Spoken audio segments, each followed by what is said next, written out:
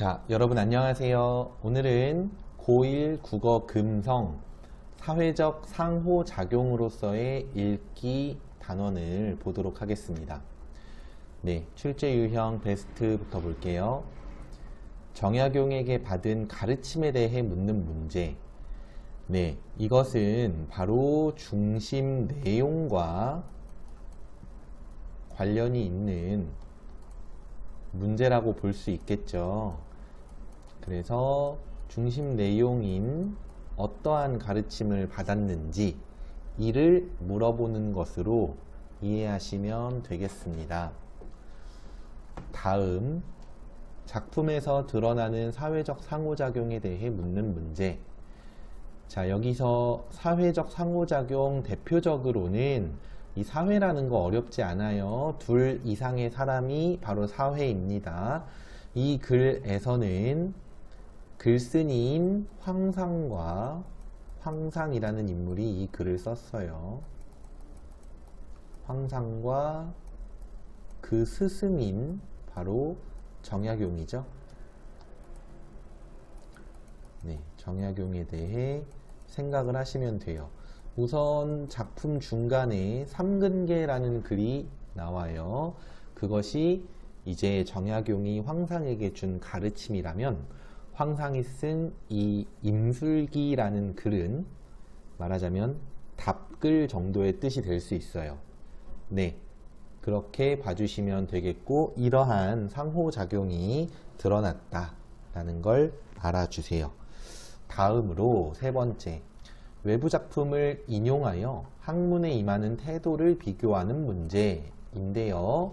특히 많이 인용된 작품이 바로 도산 12곡입니다. 도산 12곡. 여러분, 도산 12곡 누가 썼는지 혹시 아시나요?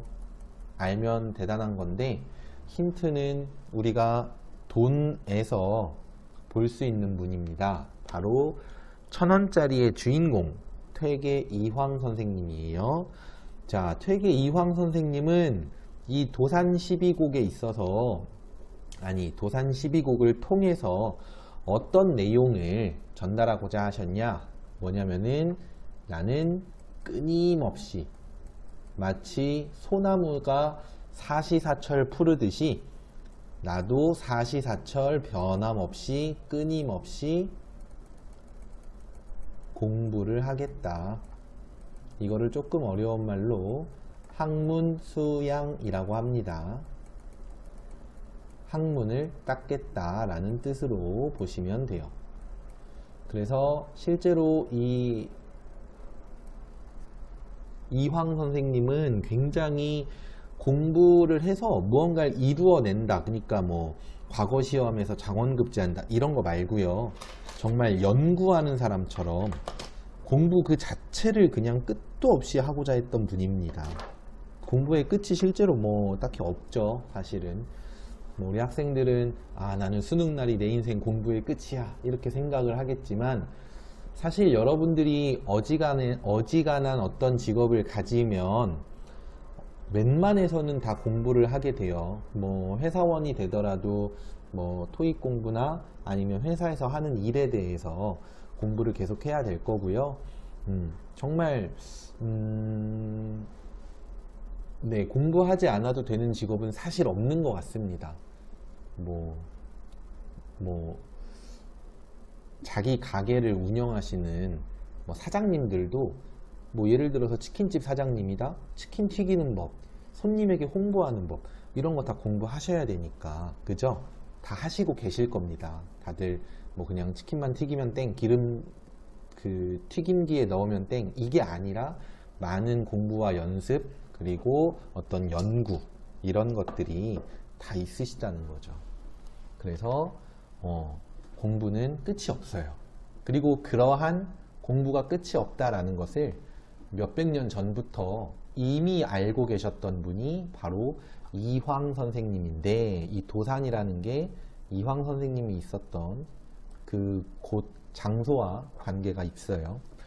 자, 그래서 이황 선생님이 써놓은 도산 12곡의 내용은 이제 12곡이니까 6개씩 두 파트로 나누어지는데, 앞에 6개는 자연 속 삶에 대한 얘기, 뒤에 6개는 학문 수양에 대한 얘기라서 주로 뒤에 6개가 더 많이 나오지만 앞에 6개도 나올 때도 나오기도 했습니다. 오늘 보실 이 자료에서도 나왔었어요. 자, 그러면 이제 어떤 외부적인 지식은 그만 얘기하기로 하고 작품을 한번 보도록 할게요. 자, 지문 분석 제목은 임술기. 자, 먼 옛날의 임술년이라고 했는데, 잠시만요. 네, 볼게요. 먼 옛날 임술년에 소동파가 1082년 적벽부를 지었을 때에는 이제 동파거사가 무언가를 했고, 가까운 옛날의 임술년.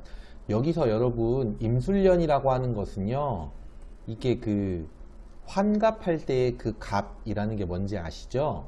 네, 바로 갑 해를, 그러니까 연도에 이름을 붙여줘요. 뭐 예를 들어서 임진왜라는 임진년에 일어난 거고, 병자호라는 병자년에 일어난 거고, 이런 식이거든. 그래서 각 연도별로 붙여주는 이름인데, 이게 연도의 이름을 무한하게 붙이질 않고요, 60년 단위로 한 바퀴씩 돌아요. 예를 들어서 지금이 임술년이다 그러면 60년 뒤에 또 임술년이 되고, 그래서 여러분 환갑이라는 개념도 이렇게 해의 이름을 붙여주는 걸 갑자라고 부르거든. 60갑자라고 하는데, 그 60갑자가 한 바퀴를 다 돌면 이제 61세가 되겠죠. 태어나면서 한 살을 먹으니까 61세가 되면 내가 태어난 해가 한 바퀴 돌아오는 거야. 예를 들어 임술년에 태어난 사람이 다음 임술년이 됐다는 건 내가 61살이 됐다는 거. 그래서 환갑잔치는 좀 크게 하는 거고요. 사실 옛날에는 이 환갑이 될 때까지 살지 못하시는 분들도 많았어요. 그래서 더더욱 환갑잔치의 의미를 뒀었는데, 오늘날에는 평균 수명 자체가 뭐 80세가 넘어가니까 80세 정도 되죠, 거의. 그렇다 보니까 이제 환갑잔치는 크게 성대하게 하진 않고요. 그보다는 이제 뭐 7순이나 8순 잔치를 좀 크게 하는 경우가 더 많죠.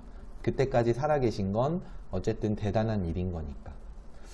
자, 그래서 임술년이 먼 옛날의 임술년은 아주 옛날이고, 가까운 옛날이면 60년 전이야. 그때가 1802년이라고 돼 있거든. 그러면 지금은 뭐냐? 1862년이라는 거.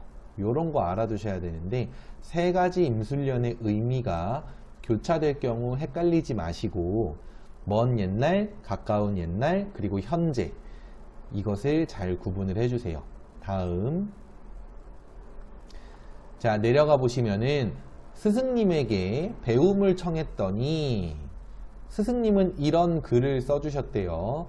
내가 산석에게 문사를 공부하라 라고 했대. 여기서의 이거 지금 스승님이 써주신 글이죠. 그렇기 때문에 여기서의 산석이라는 거는 자신의 제자였던 황상을 말하고요. 여기서의 나라고 하는 것은 정약용을 말하는데, 요거 진짜 헷갈릴 수 있겠지. 갑자기 산석은 누구지? 아, 산석은 모르겠고, 글쓴이는 어쨌든 황상이니까 내가의 나는 아마도 정약용, 황상이겠지 라고 생각을 하기가 참 쉬운데 아니라는 거 꼭 알아두세요. 이거 반드시 알아두셔야 돼요. 헷갈리기 때문에. 자, 그러면서 이런 공부를 해봐라 라고 했더니, 저는 병이 있어요 라고 하면서 둔하고 꽉 막혔고 미욱합니다. 여러분, 미욱합니다는 미숙합니다랑 비슷하게 보시면 돼요. 어리석고 미련하다 라는 뜻. 그러면서 황상은 이러한 이유로 공부를 안 하려고 해. 약간 이제 뭐 주변에 여러분들 이 영상을 볼 정도로 학습에 관심을 가진 사람이라면 안 그러겠지만, 어떤 친구들 보면 난 어차피 공부머리는 없어, 난 공부해도 소용없어, 이렇게 말하는 친구들이 있다면 그 친구에게 이 얘기를 해주세요. 기억력이 뛰어나면 공부를 소홀히 하고, 왜냐? 한 번만 봐도 다 외우니까. 글 짓는 재주가 좋으면 허황한 대로 흘러가고, 여기서 허황한 대라는 거는 쓸데없이 실속 없이 화려하기만 한 것을 말하는데, 예를 들면 아는 게 똑같이 하나밖에 없어도 글을 잘 짓고 말을 잘하는 사람은 마치 자기가 10개, 100개를 아는 것처럼 잘난 체를 할 수 있죠. 그런 걸 허황한데 라고 이렇게 표현을 해 놓은 겁니다. 다음 내려가서 이해력이 빠르면 거친 대로 흐르는 폐단을 낳는다. 이해력이 빠른 것도 거칠게 되어버린다 라는데, 이해력이 빠르면 당연히 좋죠. 한 번만 들어도 잘 알 수 있으니까. 그러나 이해력이 빨라서 한 번만 듣고 다 알아버리면 두 번, 세 번, 네 번의 반복을 할까요? 아무래도 나 어차피 이거 다 알아 라고 생각하면서 반복을 좀 안 하게 되겠죠. 그런 면에서 이제 학습적으로 오히려 방해가 될 수 있다, 병이다 라고 얘기를 하고 있죠. 그러면서 둔하지만 파고드는 자는 식견이 넓어지며, 막혔지만 잘 뚫는 자는 흐름이 거세지고, 미혹하지만 잘 닦는 자는 빛이 날 것이다 라고 했는데, 여기서 파고들고 뚫고 닦고 이게 다 뭐냐면 공부에 대한 얘기입니다. 공부를 파고들고, 공부에 관해서 막힌 것을 뚫어보려고 하고, 공부에 대해서 뭐 학문을 계속해서 닦아주는 그것을 말한다 라고 보면 되겠고요. 그럼 이런 그 파고들고 뚫고 닦는 방법은 무엇이냐? 근면함이다. 그래서 파고들기 위해 근면함을, 뚫기 위해 근면함을, 닦기 위해 근면함을 제시하고, 삼근계라는 이 정약용이 써준 글의 제목은 근면함을 3번 강조하였다 라고 이해하시면 되겠습니다. 자, 여기서 지금 선생님이 정리를 했던 이 황상의 어떤 단점과 그에 대한 스승 정약용의 대답, 그리고 극복 방안, 이것들은 자습서나 교과서에도 잘 정리가 돼 있을 거고, 또 우리가 볼 분석 암기형 문제에도 잘 정리가 돼 있는데, 무엇보다 여러분들이 머릿속에 정리를 잘 해줄 필요가 있겠죠. 머릿속에 정리를 하는 방법은 무엇이냐? 근면함이다. 네. 근면함도 근면함인데 정말로 이해를 해보시고 이해가 안 되면 근면하게 외우시는 것도 방법은 될 수 있습니다. 자, 그 다음 내려가서 이제 3근계는 끝나고요. 다시 나라는 인물은 황상을 의미하는 말로 바뀝니다. 스승님은 동천 여사에 머무르고 계셨다. 정약용에 대한 얘기를 하는 거고, 여사라는 것은 유배생활 초기에 있었던 곳을 말해. 즉 이때는 지금 유배 중이라는 거고, 그럼 정약용이 유배생활을 할 때에 황상은 제자로 들어간 것이구나, 이렇게 볼 수 있습니다.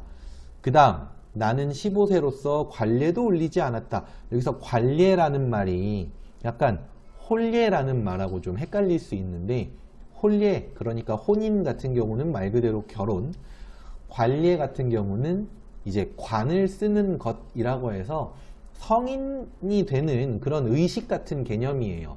사실은 그래서 원래는 관례를 먼저 치르고 그 다음에 혼례를 치르는 게 일반적이었는데, 언젠가부터 조혼, 그러니까 결혼을 15세에서 16세 정도에 하는, 결혼을 일찍 하는 것이 풍습이 되면서 관례와 혼례를 함께 치르는 일이 흔해졌다.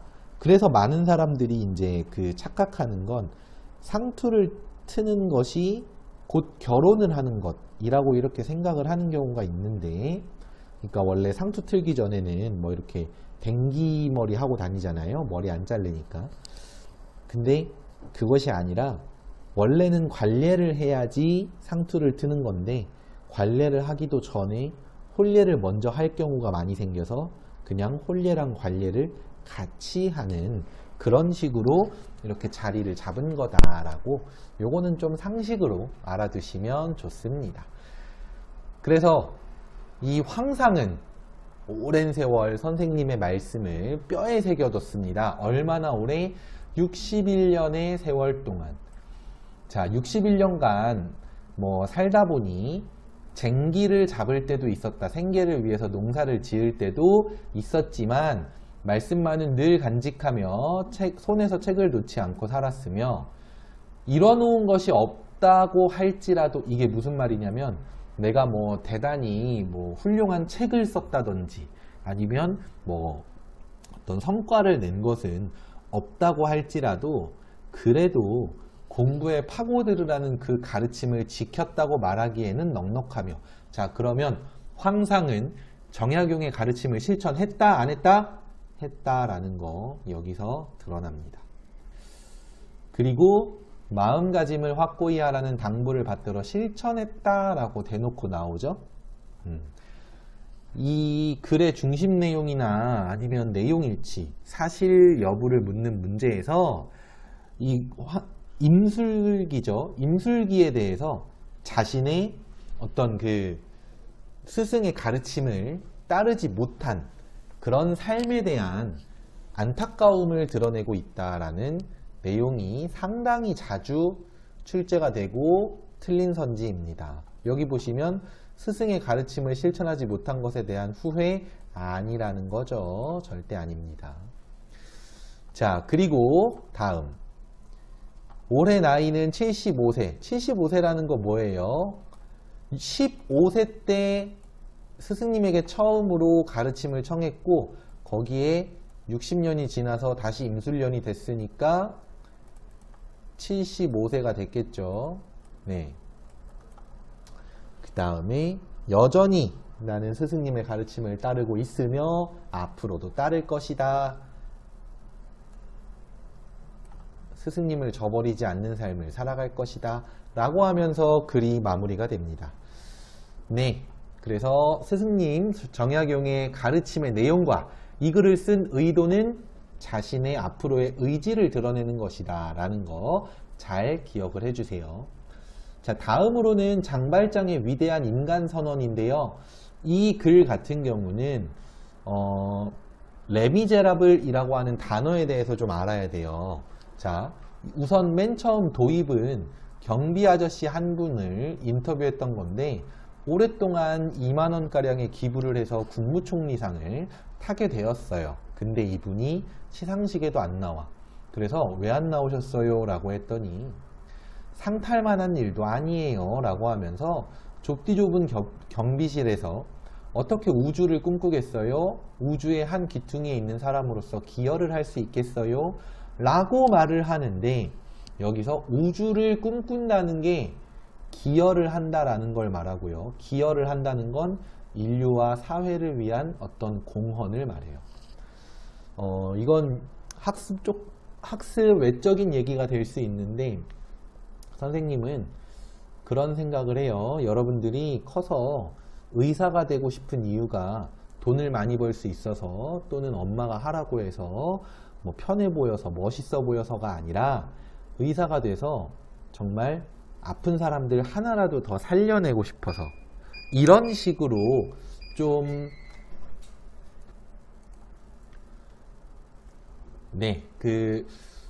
어떤 바람직한 가치관을 가지고 있는 의사가 되던지 뭐 다른 어떤 일을 하더라도 이제 뭐 꼭 돈 벌거나 일 편하거나 이런 것만 생각하기보다는 이렇게 지금 이 경비 아저씨처럼 인류와 사회를 위한 공헌, 뭐 물론 그렇다고 막 마블 영웅들처럼 지구를 위한 구하는 건 어렵지만 그래도 이런 어떤 가치를 추구하는 그런 사람이 되는 게 좀 중요하지 않을까 싶어요. 자, 어쨌든 다시 내용으로 돌아와서 자, 이 아저씨를 보면서 글쓴이는 무엇을 떠올리느냐? 레미제라블을 생각했다라고 하는데요. 이 레미제라블이라는 말이요. 무슨 뜻이냐면은 일단 뭐 유명한 작품이죠. 사실 얼마 전에 몇 년 전에 이제 영화로도 개봉을 했었기 때문에 뭐 많은 사람들이 이제 더 친숙하게 여기고 있는데 이 레미제라블이라는 말의 뜻은요. 사실 불쌍한 사람들이라는 뜻입니다. 불쌍한 사람들.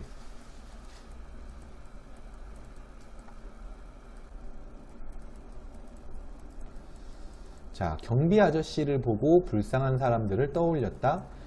이 경비 아저씨가 기부한 그 돈을 받을 사람들이 떠올랐을까?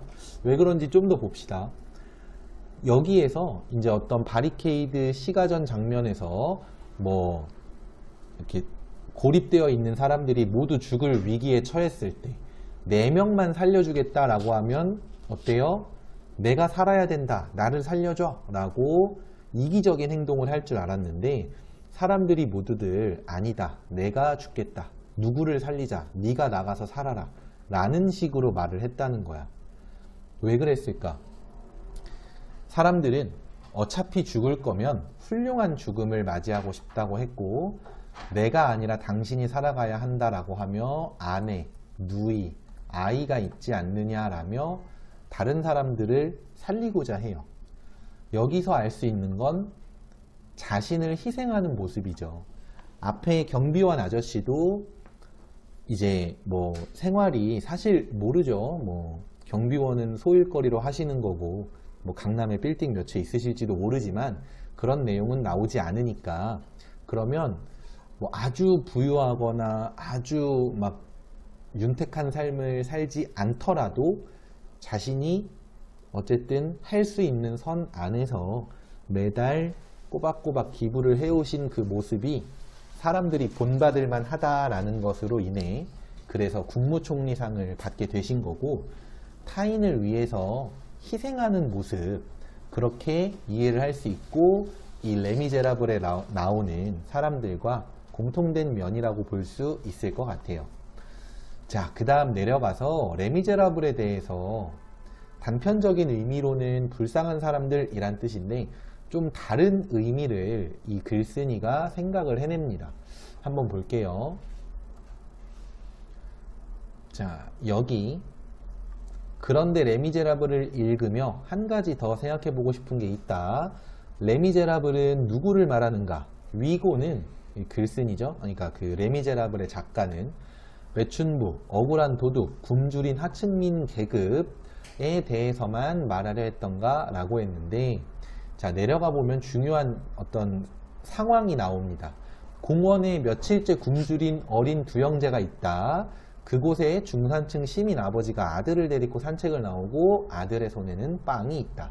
그 빵을 배가 부른 아들은 호수 백조들에게 던져주고 부자가 사라지자 형은 동생을 위해 물에 젖은 빵을 건져내서 두 조각으로 나눈 뒤 큰 것을 동생에게 주고 작은 것을 자기가 먹는다.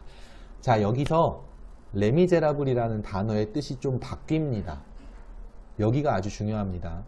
다른 인간에게 관심을 갖지 않는 사람들, 평화롭고 무자비하게 만족한 사람들. 여기서의 만족은 지금 자신의 상황에 만족한 것을 말하며 남을 돕지 않고 있음에도 만족해버린 그런 사람들을 말해요. 자기들이 불쌍한 사람이란 생각을 조금도 하지 않는 사람들을 불쌍히 여겨라.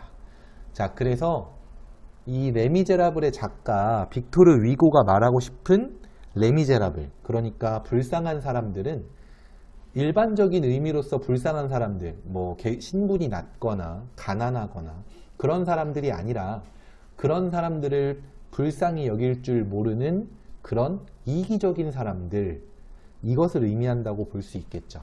여기 보시면 이면적인 의미로서 타인을 배려할 줄 모르거나 양심을 지킬 줄 모르는 사람을 가리킨다 라고 되어 있어요.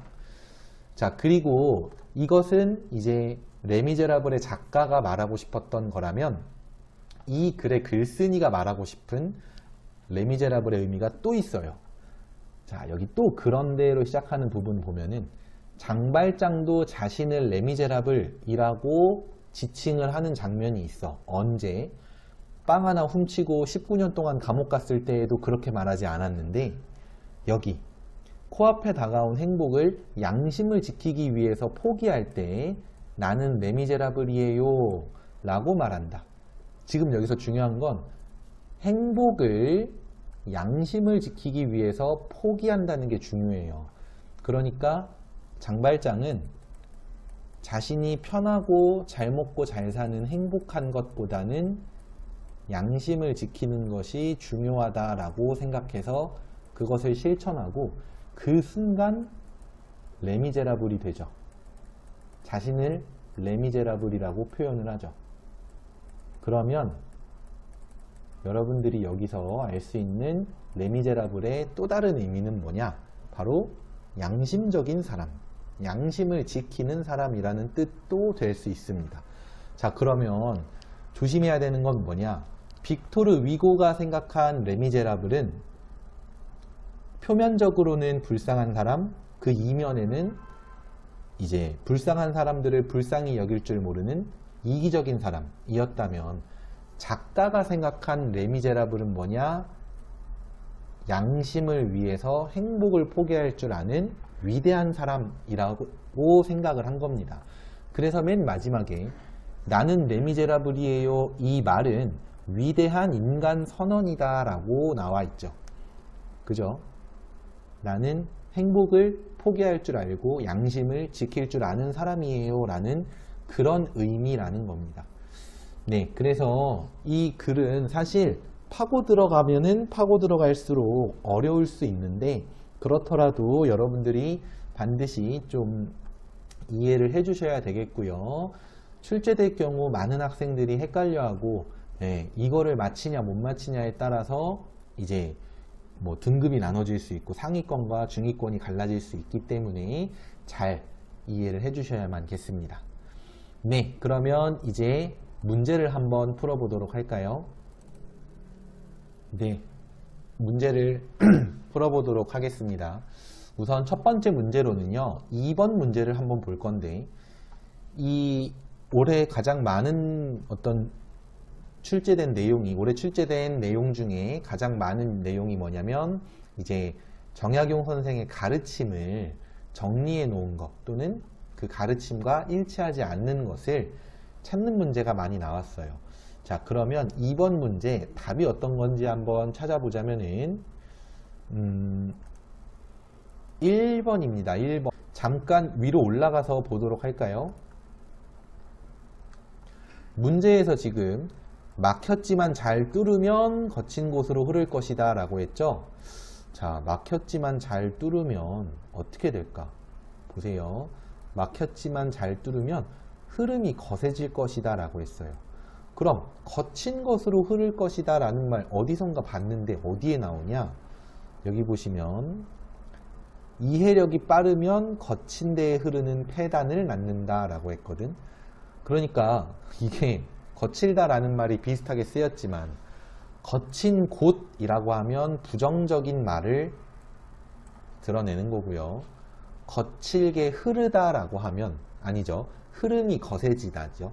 흐름이 거세지다 라고 하면 이것은 이제 긍정적인 의미로서 이 본문에서 활용이 됐습니다. 참 비슷한 말 가지고 말장난을 해 놓은 건데, 아마 이 문제에 굉장히 많은 학생들이 틀리지 않았을까 싶어요.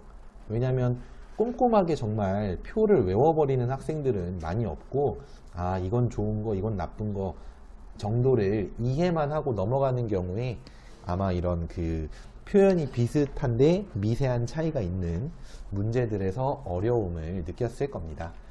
네, 그러면 다음 문제 보도록 할게요. 네, 다음으로는 7번 문제를 보겠는데요. 여기 밑줄 친 기억에서 미음의 시기를 설명한 것, 앞에서 말했던 3번의 임술련 중에서 각각 밑줄 친 부분들이 어떤 시기를 말하는 것이며 그 시기에 일어난, 그러니까 그 시기와 관련해서 드러나는 내용을 적절하게 찾아봐라 라는 건데, 자, 답이 몇 번이냐? 답은요, 사실 여러분 이 앞에 시기를 굳이 안 봐도 알 수 있어요. 뭐게? 미음입니다. 5번. 어째서 그럴까요? 일단은 미음으로 한번 올라가서 확인을 해 봅시다. 미음이 뭔가 봤더니 여기 내가 산석에게 문사를 공부하라 라고 말했더니 라고 나와. 근데 일단 문사라는 거는 글 공부와 역사 공부를 말합니다.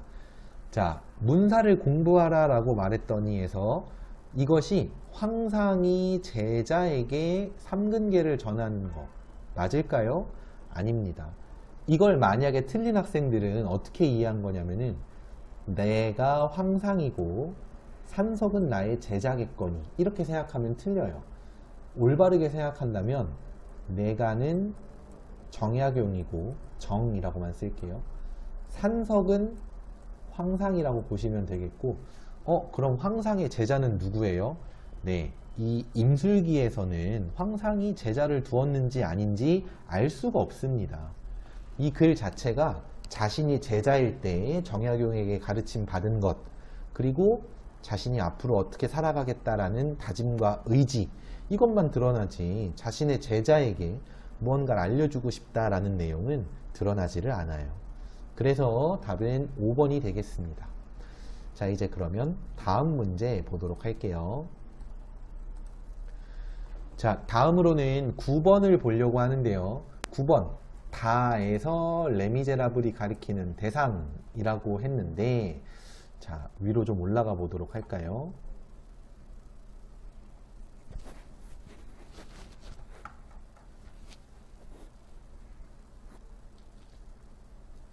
네, 이 다 글은 앞에서 봤던 장발장의 위대한 인간 선언인데 이 글에서 레미제라블은 그러니까 중간중간에 이제 뭐 표면적 의미, 이면적 의미, 또 작가가 창조해낸 의미 등등 많이 나오지만 결국 마지막에 최종적으로 하고 싶은 말은 제목까지 고려를 해봤을 때 바로 이 부분이에요.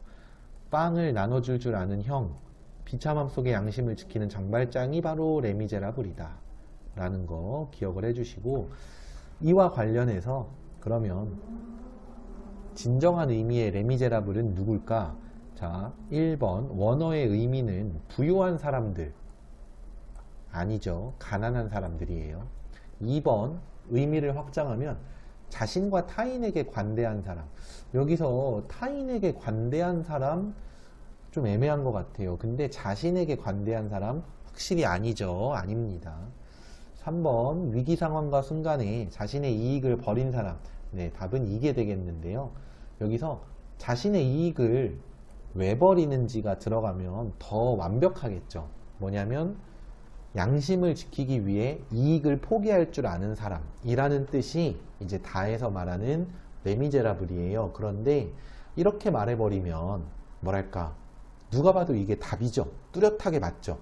그래서 여러분들이 이제 시험 공부하다 보면 이제 내신 시험 보다 보면 느끼겠지만 이렇게 중요한 말이나 어떤 이유, 뭐 근거 이런 것들을 좀 빼고 이렇게 조금 애매하게 선지를 구성해서 학생들의 착각을 유발하고 좀 헷갈리게끔 하는 겁니다. 그렇기 때문에 여러분들이 학습을 할 때, 아니 문제를 풀 때 아니다 싶은 것들은 확실하게 지워나가면서 푸는 것도 중요해요. 자, 4번 봐봐. 평화롭고 자유로우며 애매하죠. 세상 일에 관심이 많고 절대 아닐 수 있죠. 절대 아니죠.